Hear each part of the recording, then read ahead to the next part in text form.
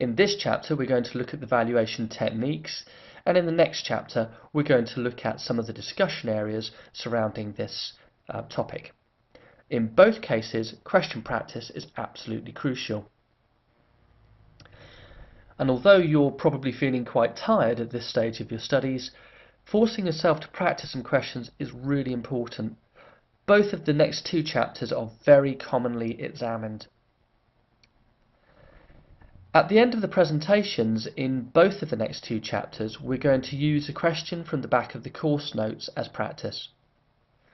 The question in this chapter is slightly below exam standard, but only because the question tells you which techniques to use, whereas in the exam you wouldn't be told, or you're unlikely to be told. And then the question at the end of the next chapter is exam standard. It's very important that you look at both of them.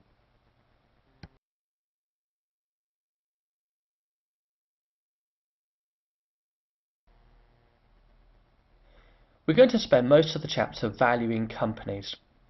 However, the stock market does this on a daily basis, and it's worth considering how well the stock market values shares.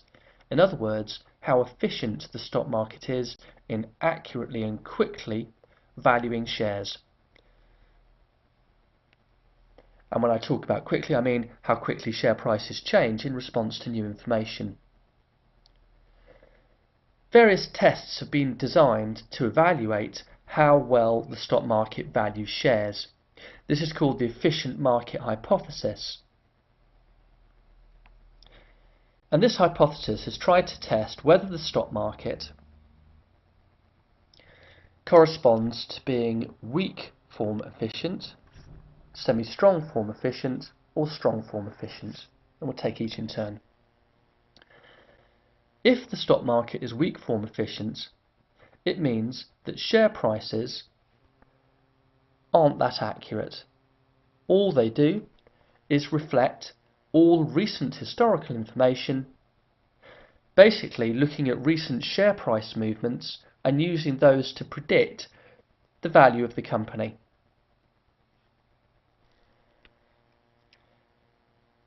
What this is referring to is that many stock market analysts will evaluate over time what's happening to the price of a particular share, and they'll notice recurring patterns. So for example, on the screen we've got a share that's gone up in price, reached a peak, it's gone down, it's gone up again, reached a historic high, and has come down again to roughly the same level as before. And what often happens here is that there's another peak and then there's a fall. This is called a head and shoulders graph. With the weak form efficiency, the stock market is doing this. It's looking at commonly recurring patterns and using that to impact on the current share price. You don't have to be able to draw any of these charts in the exam. Just to be aware that with weak form efficiency, the stock market is at least looking backwards at recent share price movements.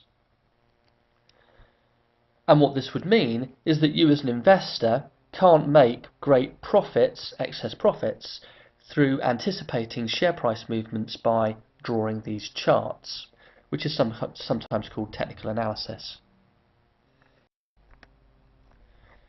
Another implication of weak form efficiency is that the share prices are reflecting what we know about the past of a company, but not everything that's known about the present.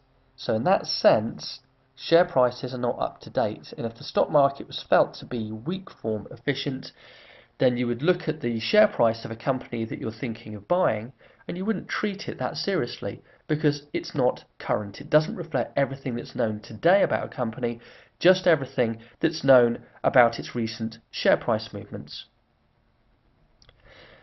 If the stock market is up to date and reflects all publicly available information, then it's said to be semi-strong form efficient. We could often see share prices moving as soon as information is made public. Let's take an example of this. On the 24th of September 2007, BPP had a share price of about £5.60. On that day, we announced to the stock market that we had become the first private company to be given degree awarding powers. And we presented to the stock market an analysis of the potential that we felt that gave us to increase the returns to our shareholders by running accountancy and law degrees. The stock market's analysis of this potential resulted in an immediate change in our share price of approximately 10%, and the share price then stayed at that level for a considerable period of time. This is evidence of the semi-strong form efficient market hypothesis. Finally, strong form efficiency. If the stock market has these characteristics, it means that as well as reacting to publicly available information, it's reacting to privately available information, which would imply that directors are dealing on privately held information that they haven't released to the stock market. This is insider trading. It's not legal, and there are different views on how widespread it is. A safe view in the exam would be to say that strong form efficiency and insider trading are not that prevalent. Most studies show that of these three possible characteristics, stock markets, certainly the UK main market, is semi-strong form efficient. It reacts quickly to information that's put into the public domain. And what this means is that if you're thinking of buying another company, then you take a serious look at the share price, particularly if you're looking at a company quoted on the main market. If a company is quoted on the alternative investment market, then you could quite legitimately take the view that shares on the AIM are not traded that regularly, and the share price may not be really up to date in the same way as on the main market. Also, the semi-strong form efficiency makes it clear that if you want to maximise shareholder wealth, it's not enough to have good ideas. You need to make this information public and have a very strong channel of communication to your main investors. So as we go through this chapter, we're generally going to take the view that if the stock market, certainly the main market, has already valued a company, that would be a great starting point for your own valuation. However, even with listed companies, there may be a case for valuing them again, because you as the new owner might be able to extract more value from the company than the existing owners are. So its value may change under your ownership. Certainly, if you're ever given a company that's not listed, and this is often the case in exam questions, then you'll have to value these from scratch. And that's what we're going to do in this chapter. We're going to look at a range of values, a range of different ways of valuing a company, which you might need if you're going to be buying another company or seeking a flotation on the main stock market yourself. The range of techniques need to be carefully learnt, but they all share one thing, and that is that there is no perfect answer. It's not like an MPV. When you look at the solution, you'll often find that your answer is slightly different. And that's because you'll have to use your judgment and you'll have to make assumptions when you're valuing companies. Now, as long as you've shown your assumptions clearly and your judgment is reasonable, you'll get credit for your answer. You don't have to have the answer that's at the back of the notes here. And that's really important as you go into practice exam questions. You absolutely have to show your logic and your judgment, but you don't have to have exactly the answer that's shown in the solutions. And please bear that in mind as we start to practice examples and questions. As we use this range of values, we're going to build up an idea as to what is the maximum we would ever pay for a company. And hopefully we wouldn't make an offer anywhere near that maximum. We'd just have a price ceiling. We'd also want to have a sensible starting point for our bid when we're buying a company. And so the idea is that we're going to come up with a bidding range.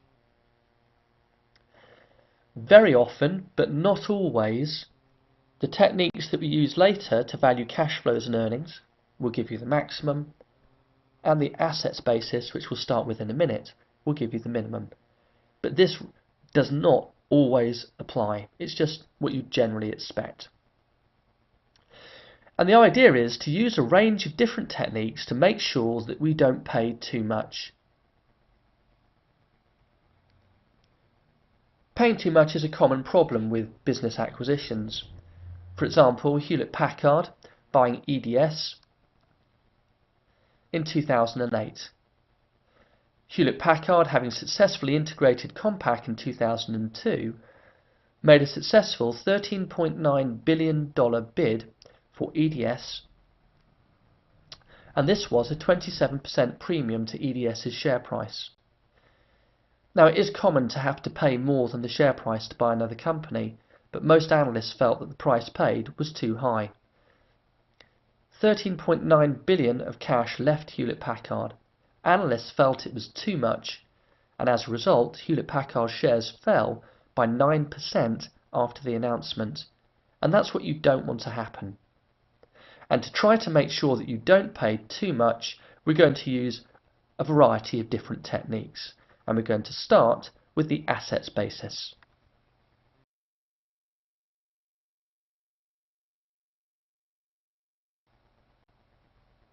If you're thinking of buying an unlisted company, and you can see that the business that you want to buy would be difficult for its owners to sell, and you're aware that the owners are looking to sell, then the viewpoint that you might take is that the owners, if they didn't sell to you, would have to liquidate the company's assets. And if they did that, they'd get a certain amount of money. Now, if you matched that amount of money, they might prefer to sell to you, and that would allow their business to keep going as a going concern and avoid the need for redundancies and the effort and the cost of selling the assets. So you could look at the business's latest balance sheet to try to assess the value of the assets and the liabilities. That's fine, but it would be better if you were given the information in the exam question to take the realizable value of the assets. Whichever approach you take, and it will just depend on the information that's given in the question, what it will give you is the minimum amount of money that the owners might accept as they sell their business. And if you're buying their business, that's the price that you want to pay, the minimum. Let's have a quick look at this in lecture example 1.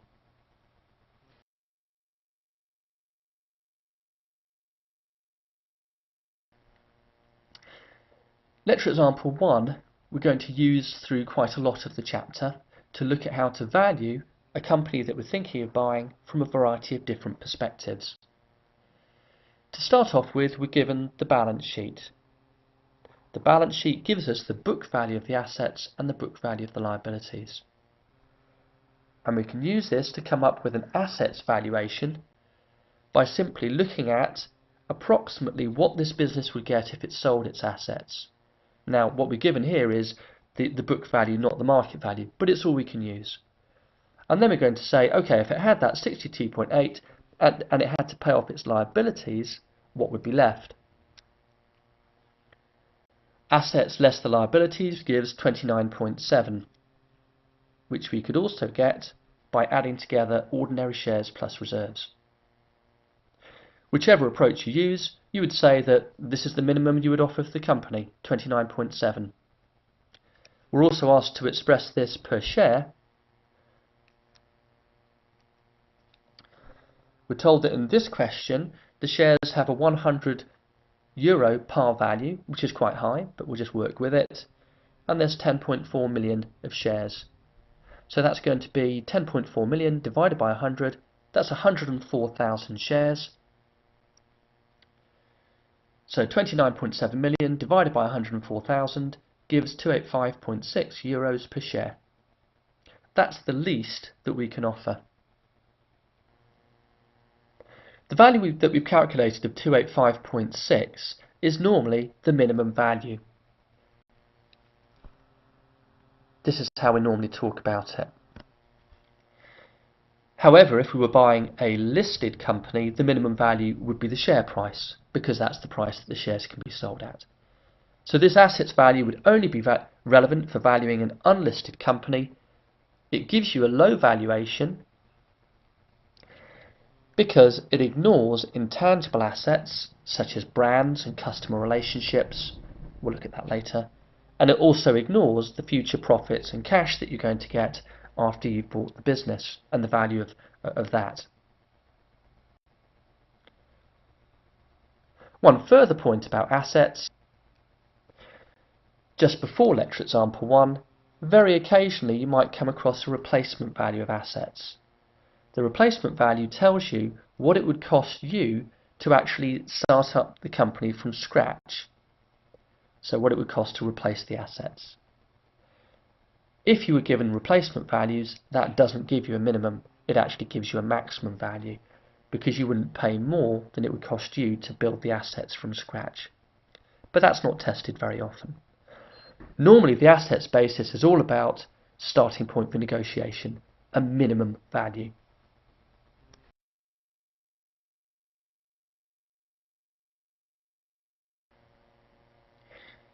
If you're forced to pay more than the value of the assets, then the next logical point is to have a look at the cash being generated for shareholders by the existing management team.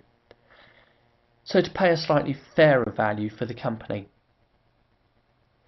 This is particularly important if you're a minority shareholder, because if you're going to be a minority shareholder, you're not going to change the way the company operates. You're not going to change its strategy or its dividend policy. So by this approach, you'd be paying a fair price. If you're a majority shareholder, however, you would hope to be able to change the company's policies to increase the dividends. And so the value of the dividends being paid by the current management team might again be slightly on the low side of what you could afford to pay for the company. We're given a formula on the formula sheet to allow us to value a company on the basis of its dividends. The way the formula is structured is that you take the next cash flow, D0 is the current dividend, and multiply by 1 plus G. That gives you a cash flow in 1 year's time. And then you discount the cash flow to infinity by multiplying it by 1 over KE. And if the cash flow is expected to grow, well, you discount growing cash flows by multiplying by 1 over KE minus G. So I'm just trying to explain what the formula is doing. The formula is given. P0 is the value today, and we're going to value a constantly growing cash flow. We'll normally use the cost of equity of the company that we're buying, because that reflects the risk of the company that we're buying. It reflects the return that shareholders expect to cover the risk of the company that we're buying. The main challenge in using this formula is in estimating dividend growth, although this is often given in exam questions. In Chapter 5, we looked at how to estimate dividend growth, and let's quickly revise that area. In Chapter 5, we said that we could estimate dividend growth either historically, so this was looking at the latest dividend divided by the oldest dividend, and then taking the nth root, and then finally subtracting 1. Or alternatively, we could look at reinvestment levels, and we could say here that the anticipated growth depends on the balance reinvested, the percent of profits being reinvested, multiplied by the expected return on that investment. You might be asked to use those sort of approaches in this Chapter 2. Let's move on to lecture example 2 now to apply the formula.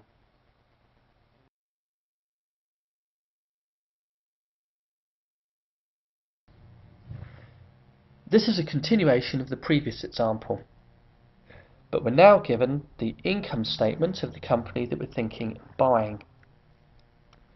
And we can see from the income statement that it's currently paying dividends of 2 million euros. That's its latest historic dividend, and we're going to refer to it as D0. We're then told that people aren't sure about dividend growth. Some people think that the dividend will not grow. Some people think that the dividend will grow at 3% per year. Finally, we're told that the company that we're looking at has got a beta factor of 0.9. So there's a linkage to another bit of the syllabus here. In Chapter 5, we've used the capital asset pricing model to work out the return that shareholders are looking for. The formula for this is given, and if we apply it here, with a risk-free rate of 4 and a market return of 8,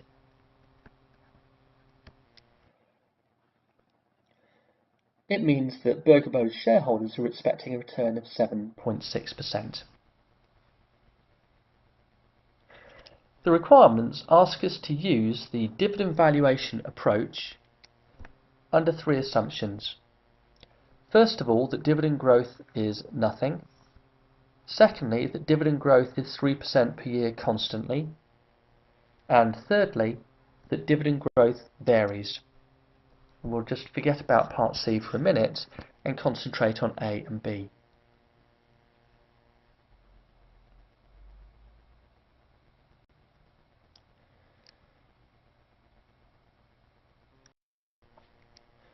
Both parts A and B are fairly straightforward because we're given a formula and we know what the cost of equity is and we know what D0 is, and the question requirements tell us what dividend growth can be assumed to be.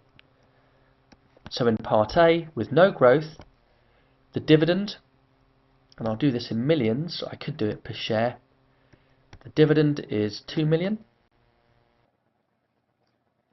The cost of equity is 0.076, the growth rate's 0, and that gives me 26.3 million euros to buy this company. And I was told in the previous example that the company had 104,000 shares, so 26.3 million divided by 104,000 gives me a share price of 252.9.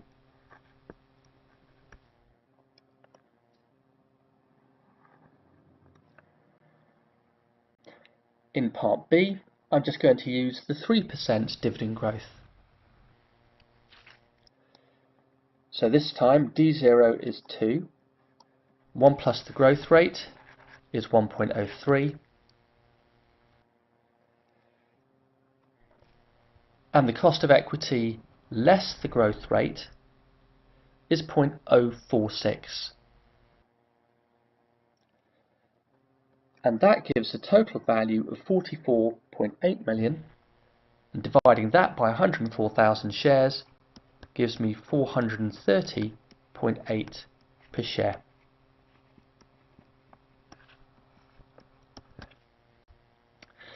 In both of these cases, we've used the model in a simplistic way. We'll come back to part C in a minute.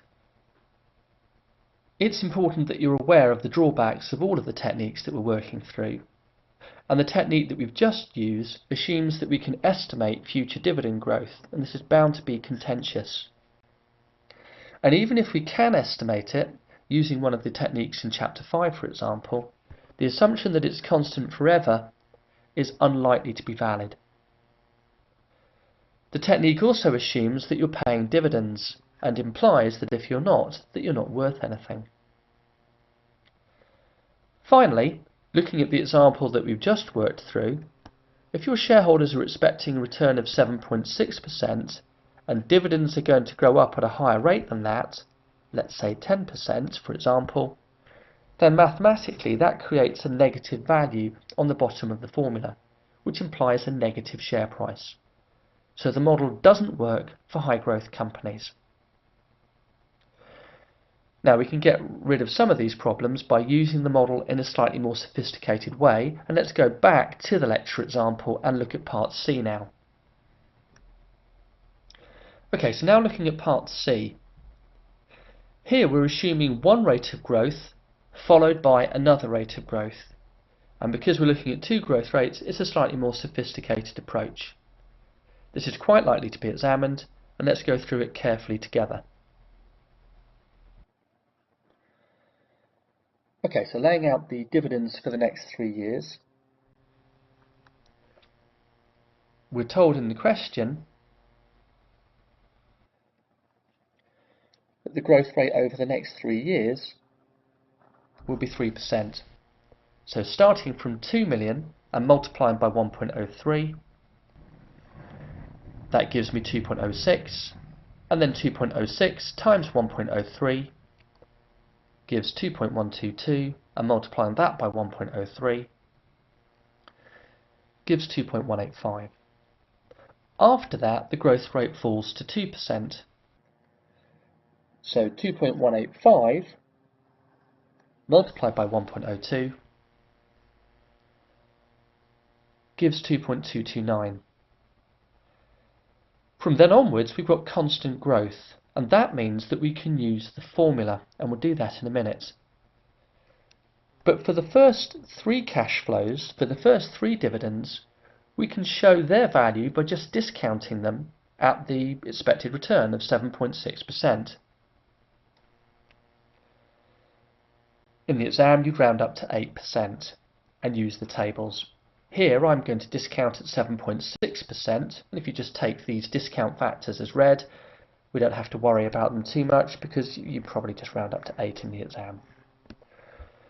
So using this approach, we can say that with the first period of growth, where we've got 3% growth, the dividends are worth this amount in present value terms.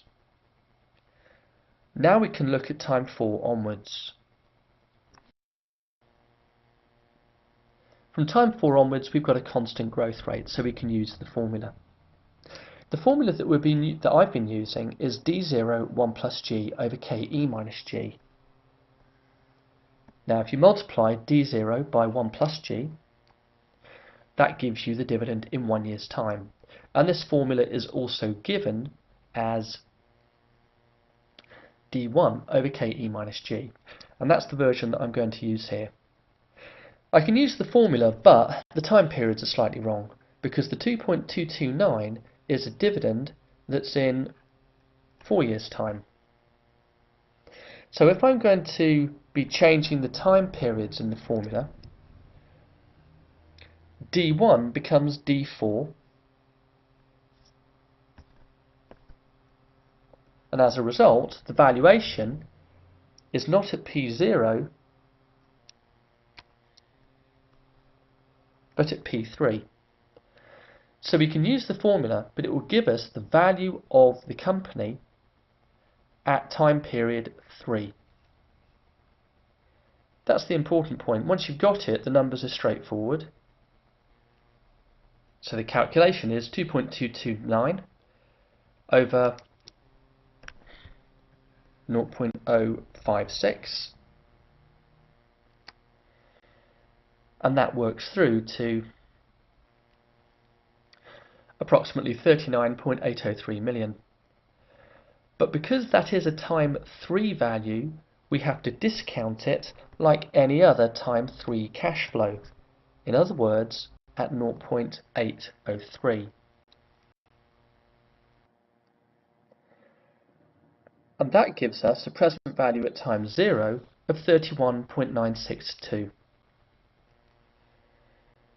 And then adding up the present values, that gives you approximately 37.5 million euros, or dividing by 104,000 shares, that gives you a share price of 360.6 euros per share.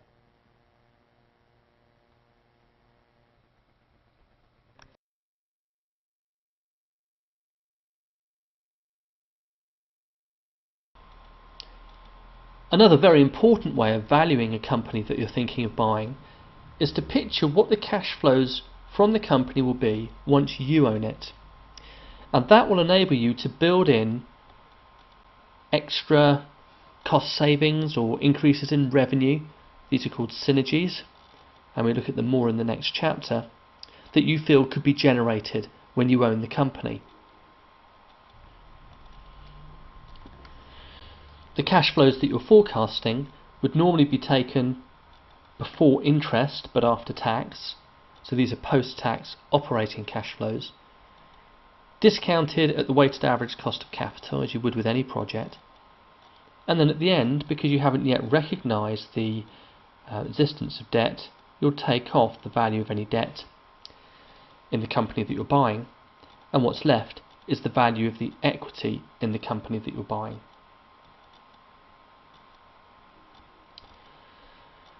Because we've done plenty of discounting in earlier chapters, there's no numerical example here, but hopefully the principle is clear.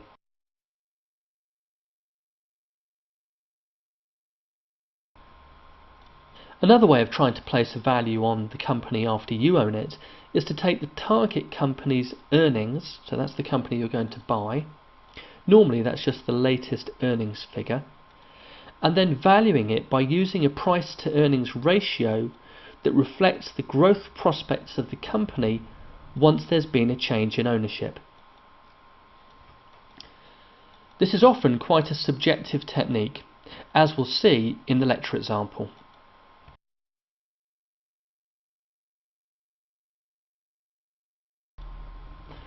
In the lecture example, the earnings figure is profits after tax, and so that will be 2.6 million. Had there been any preference dividends, we would have taken them off as well. I'm going to leave that as an earnings figure. I'm not going to divide by the number of shares, although I could at that point. The problem is, how do I value that earnings figure? Which price to earnings ratio do I use? Grody, I was told in lecture example 1, is in the same industry. It's got a price to earnings ratio of 21.2.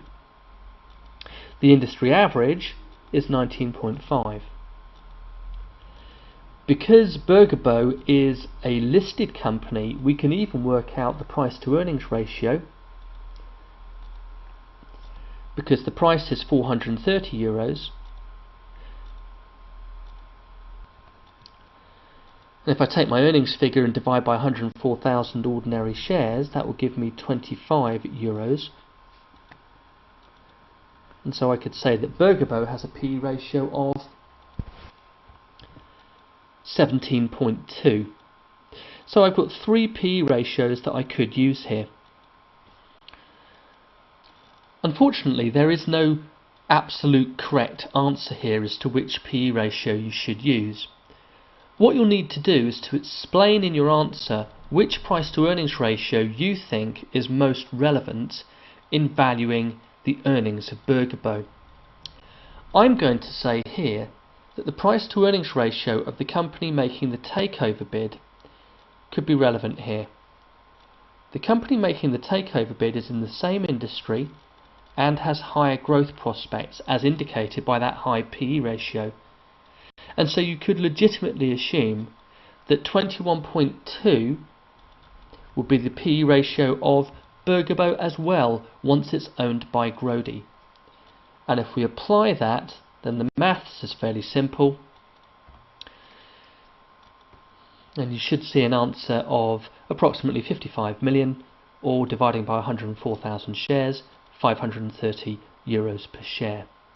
This technique of using the higher P/E ratio is sometimes called bootstrapping, and it should only be used where the two companies are in the same industry. In part B, we have to come up with a range of values. There are no extra numbers to do here. We have already calculated the value once we own the company, the value of the company's current earnings, current dividends. The number I've taken there assumes 3% growth, and then I've got the value of the company disposed of its assets, which is on the low side. So where would I pitch the bid? Well, here I think I'd have to take into account the share price as well, which was given in this lecture example. Normally a takeover bid would be a slight premium to 430. You wouldn't go above 530, and so you'll pitch the bid as low as you can, but still at a significant premium to the market price to encourage the takeover target to sell. So you might offer perhaps 10% more than the share price. We can already see from the lecture example how subjective this method is. You also would need to think about adjusting the price to earnings ratio downwards if you're valuing an unlisted company, because an unlisted company, it being so difficult to sell the shares in unlisted companies, would normally trade at a discount of about 2/3 to a listed company. So you'd normally multiply the PE ratio by about 2/3. And the problems don't end there. The earnings figure for the company that you're buying might be artificially inflated by a one-off transaction, perhaps a profit on the sale of an asset. So you might think about adjusting the earnings figure for that sort of issue. Finally, the PE ratio might be tested under another name. Earnings yield, as a ratio, is earnings divided by share price. In other words, it's the inverse of the price to earnings ratio. So if you're ever given earnings yield, you've got two choices. First of all, you can take 1, divide by the earnings yield, and you'll have a PE ratio, and then you could just use the method as we've done it. Alternatively, you can take the earnings figure and you can divide by earnings yield, and that's effectively the same calculation as multiplying by the price to earnings ratio. So the earnings yield method is really nothing new. Note the term capitalization of earnings. The earnings yield method is sometimes said to do this.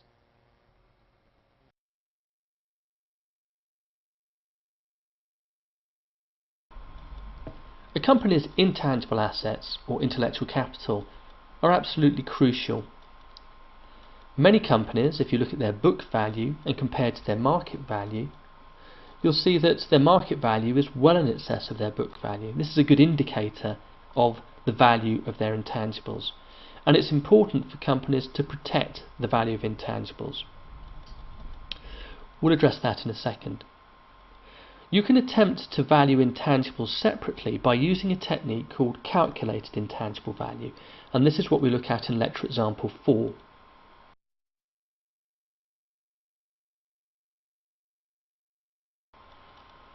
There are a number of ways that you could tackle this lecture example. The approach we're going to use is to work out the actual return that Forerun is making as the first step. And then secondly, we're going to work out how much more that is than the industry average.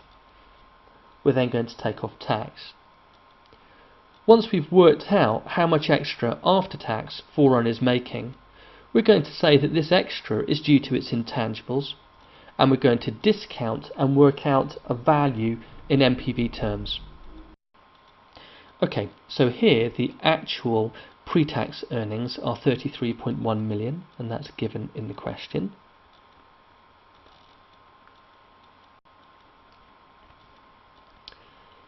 If you'd achieved the industry average return on Forerun's asset base, then you would have expected the returns to be 17.25 million. So Forerun is making excess returns. A comparison of the actual return to the expected return shows that this excess is 15.85 before tax, and then if I take off 30% tax, that will fall to 11.1 million. And then finally, I'm going to take the 11.1 million, I'm going to discount it into perpetuity using the 10% cost of capital, and that's going to give me the value of my intangibles.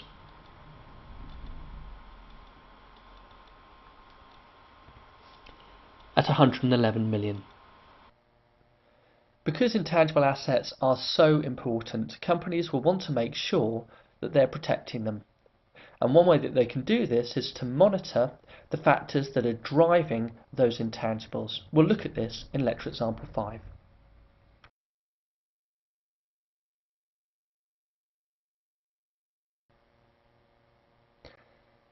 Typically, you might measure a series of non-financial indicators that indicate whether your staff relationships, your customer relationships, and your organisational performance is driving intellectual capital satisfactorily. So starting with staff, we're unlikely to have good relationships with our customers or a good approach to innovation and quality unless our staff are motivated. So we could do staff morale surveys. We could measure what we're investing in them in terms of training days. We could look at how many staff as a percent we're losing every year. Similarly, for customers, we could ask our customers if they're happy. Do we have good customer relationships? How do they rate us versus our key rivals? And we could monitor our customer relationships also by looking at market share.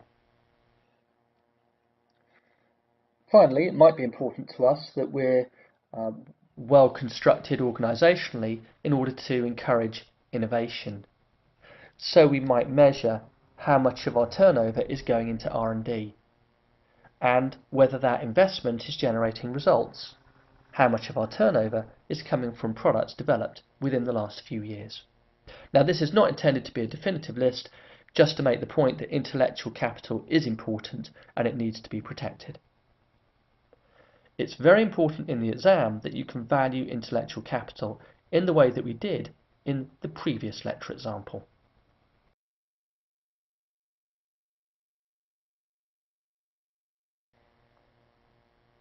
In this final section of the chapter, we just switch the emphasis slightly. Instead of buying another company, we're going to think about floating our company on the stock market. And clearly when we do that, we don't want to give away the shares. We want to make sure that the shares are going to be sold at a fair value. And I just want to look at this scenario by using an exam standard example and working through a number of steps. We're going to assume that we're going to try and value our company using the dividend approach. But if we're unlisted, we've got a problem. And our problem is how to work out the cost of equity. We're going to address that problem by finding the beta of a company that's listed. Only listed companies have beta factors because a beta factor is a measure of share price movements against the stock market. So we're going to take a similar company to us, but their gearing will be different, and as we know from earlier, that affects beta factors. So to reflect our gearing, we're going to strip out their gearing and then re-gear the beta for our gearing. That will allow us to work out our cost of equity, and that means that we'll have all the data needed to value the company using the dividend formula. Let's work through that in the final example.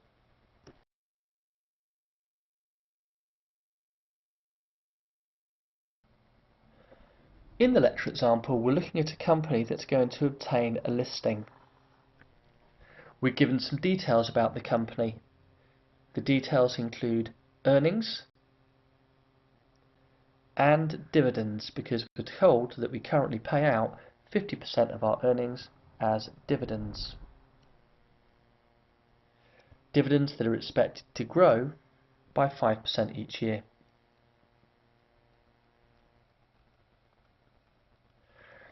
We're also given details of another company that's in our industry, and it has a beta factor. Finally, we're told that the shares are going to be issued at a discount to whatever value we calculate. And the requirement is to calculate the issue price. Now, this is an exam standard problem because we're not told how to calculate the issue price. But by a process of elimination, we're not given any information on assets or on cash flows, so we can't use those techniques. We're not given any price to earnings ratios, so even though we're given an earnings figure, we can't value it. So that leaves the dividend model, and that's what we're going to try and use. And in order to use the model, we need 3 bits of information. We need next year's dividend, which effectively we've got.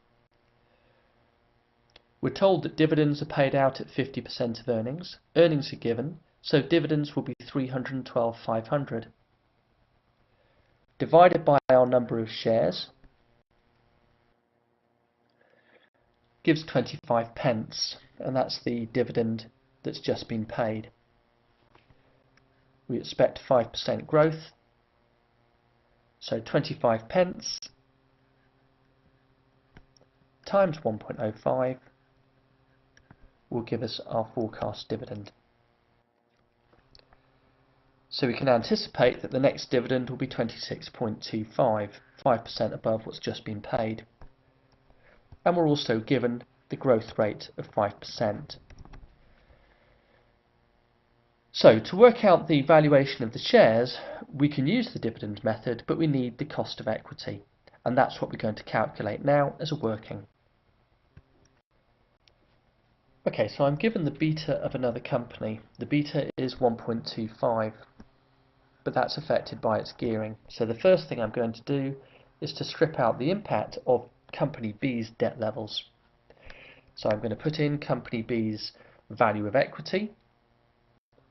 Value of equity is given as a percentage here, and the value of debt. And the tax rate in the question is 30%, so 1 minus t is 0.7. I'm going to assume that the debt beta is 0, and I'm going to work that through. And that gives me 1.16. That's an ungeared beta. I'm now going to put in my company's gearing, company A. So I'm going to take this ungeared beta and put in company A's gearing using the formula that's given that we've seen before, where the ungeared beta is 1.16. I'm going to assume a debt beta of 0, and company A has got £5 of debt times 1 minus the tax rate divided by 95, and that gives 1.203. Now that's my beta factor. I'm now going to put that into the capital asset pricing model, and that gives me a cost of equity of 11.015%, and that's the final bit of data that I needed in order to complete the formula. Now that I've got the cost of equity,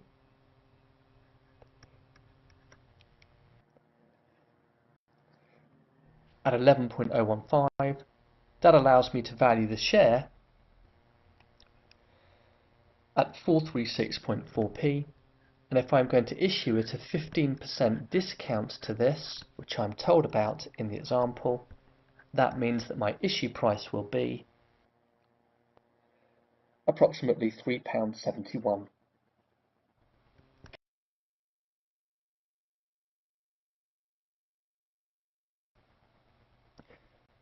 Just to reinforce what we said at the beginning of the chapter, this is a really important chapter. You've got to be comfortable with all of the techniques of business valuation, as well as the discussion areas in the following chapter. And it's absolutely crucial that when you do your calculations, that you show your reasoning, and that you're not too worried if you look at the solution to any questions that you've attempted and find a slightly different answer. You'll be marked very generously for any reasonable calculations based on sound reasoning.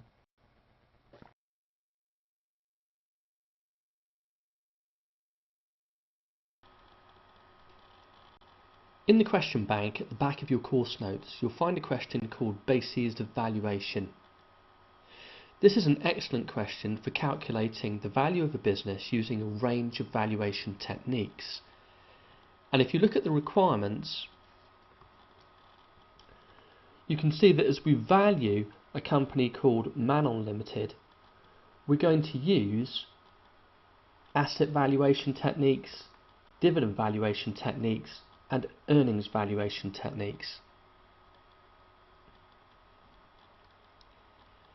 The way the question is structured, after doing the calculations in part B, we discuss the role and the limitations of each of the calculations that we do. Now, as we debrief the question, we'll merge those two parts together, so we'll do the numbers and the discussion at the same time. And then finally, we have to use all of the data that we've calculated to come up with a suggestion of how much we're actually going to pay for the company that we're thinking of acquiring. In the question bank at the back of your course notes, you'll find a question called Bases of Valuation. This is an excellent question for calculating the value of a business using a range of valuation techniques. And if you look at the requirements, you can see that as we value a company called Manon Limited, we're going to use asset valuation techniques, dividend valuation techniques, and earnings valuation techniques. The way the question is structured, after doing the calculations in part B, we discuss the role and the limitations of each of the calculations that we do. Now, as we debrief the question, we'll merge those two parts together, so we'll do the numbers and the discussion at the same time. And then finally, we have to use all of the data that we've calculated to come up with a suggestion of how much we're actually going to pay for the company that we're thinking of acquiring.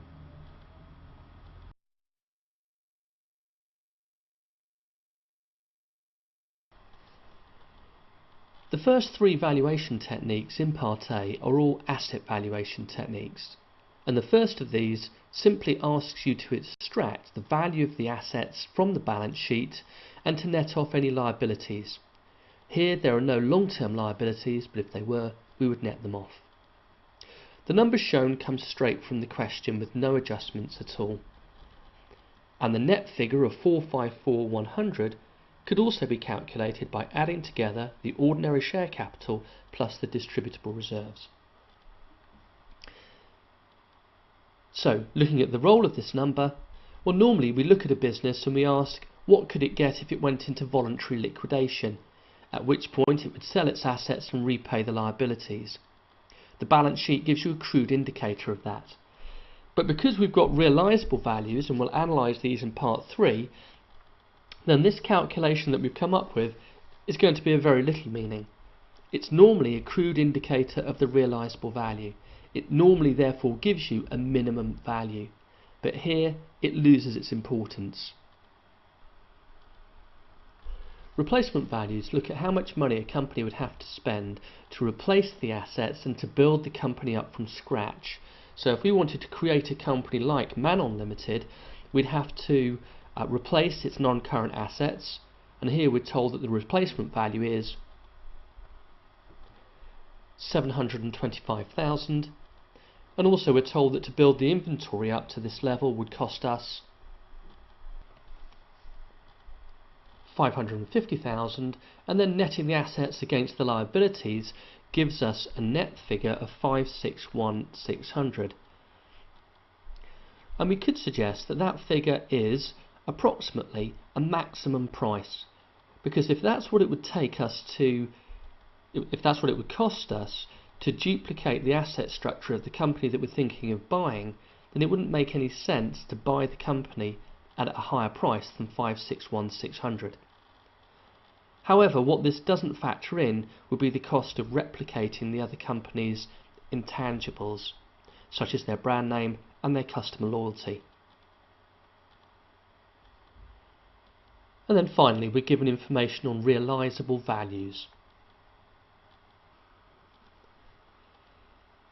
So if we actually sold the non-current assets and the inventory, we get certain amounts of money, and the receivables we have to adjust for the 2% that are uncollectible. And this subtotals to 291,700. Now, if that accurately shows us the funds that could be realised by the shareholders if the company went into liquidation, then they would never sell to us at below that number. So it represents a minimum amount.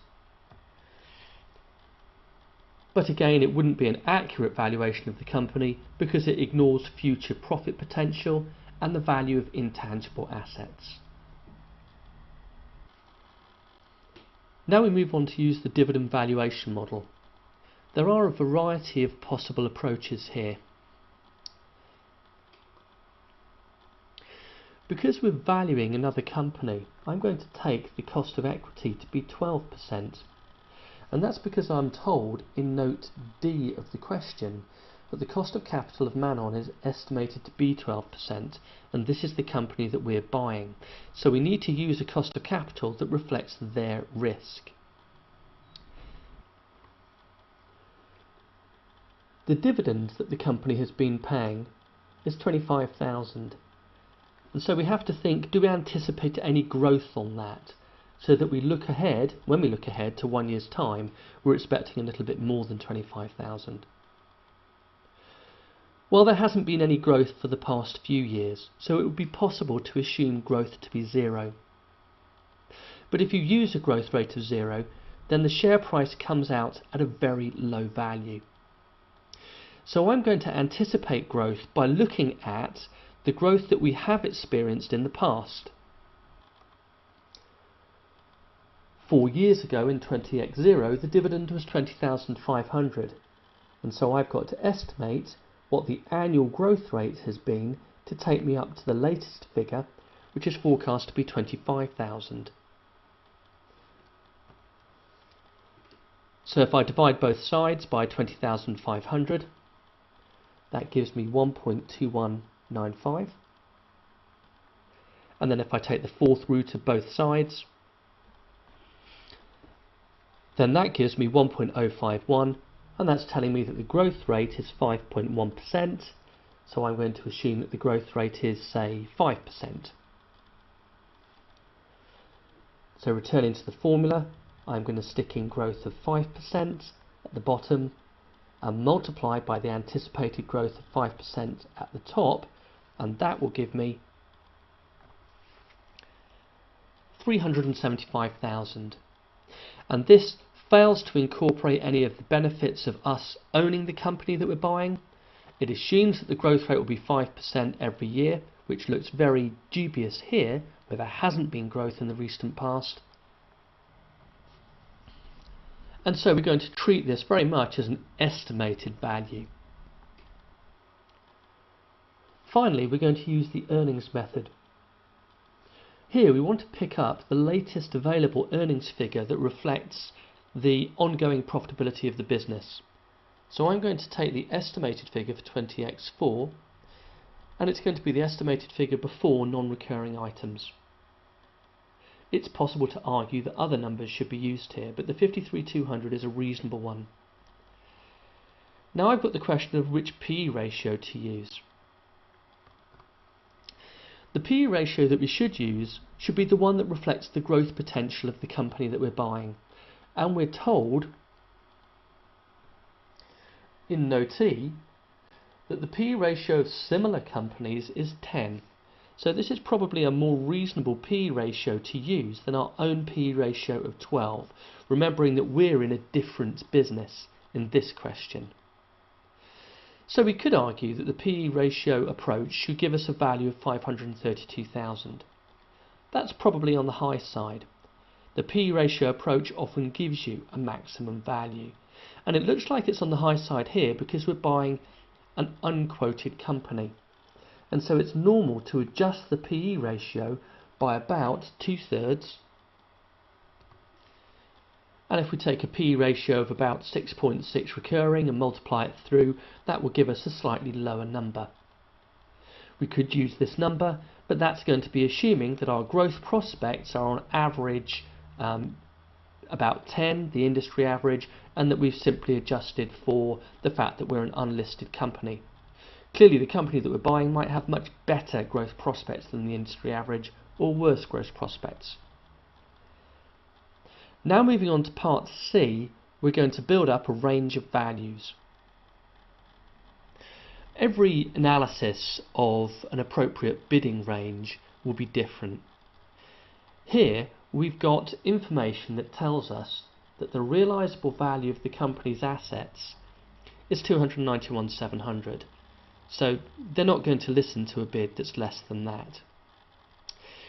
Then we've got a range of values up to 561,600, which was the replacement value of the assets, to 532,000 using a PE of 10, to 375 using the dividend valuation model. Now let's take that number. In this question, that 375,000 looked optimistic because it assumed a dividend growth of 5% forever when the dividend had not been growing.